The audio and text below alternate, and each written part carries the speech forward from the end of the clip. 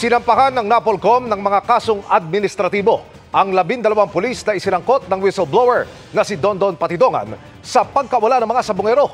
At bukod kay Patidongan, sinabi ni Justice Secretary Jesus Crispin Remulla na may lulutang daw na isa pang testigo na may hawak umanong ebidensya. Narito ang aking pagtutok.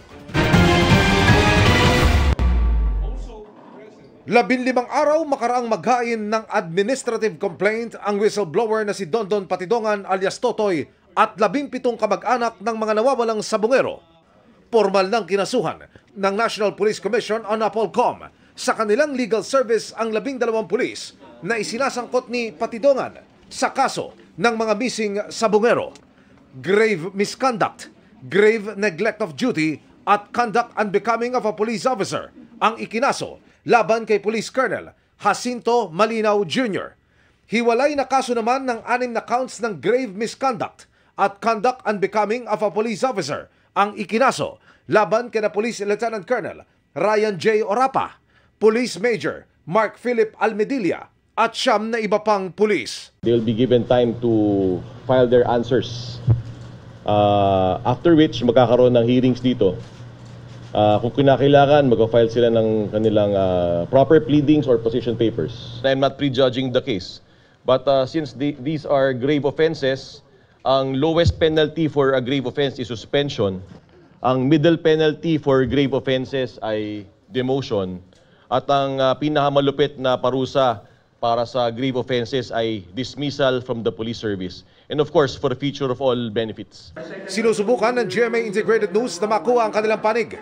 Nagsadya kami sa Camp Crame Headquarters Support Service kung saan sinasabing nakakustody ang mga kinasuang pulis pero wala kaming nakausap. Nakipag-ugnayan din kami sa PNP Public Information Office para makuha ang abogado ng mga kinasuhan pero wala pa silang tugon sa amin. Bukas ang GMA Integrated News sa reaksyon ng mga pulis na sangkot. Ang kaanak ng mga nawawala, ikinatuwa ang pagsasampa ng reklamong administratibo laban sa mga itinuturong pulis. Lalo raw silang nabuhayan ng loob nang mabanggit pa ni Pangulong Bongbong Marcos sa kanyang SONA kahapon ang kasong ito. Hahabulin at pananagutin natin ang mga utak at mga sangkot, civilian man o opisyal. Nagpapasalamat po kami sa Presidente na nabanggit niya sa SONA na hindi niya lulubayan yung sa missing sabungero. Sana nga po, hinintay namin makasuhan talaga pong ang mastermind. Ayon kay Attorney Rafael Vicente Calinisan ng NAPOLCOM, tuloy ang investigasyon para sa iba pang maaaring sangkot sa kaso. Isiniwalat din niyang may mga gumagapang umano para impluwensyahan ang kanilang investigasyon.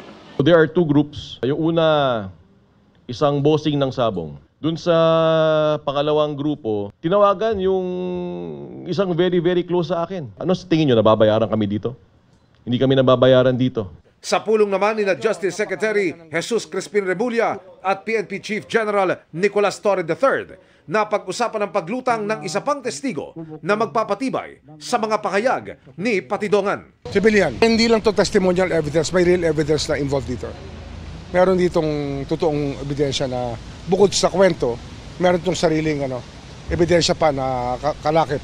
Para sa GMA Integrated News, Emil Sumangil, nakatutok 24 oras.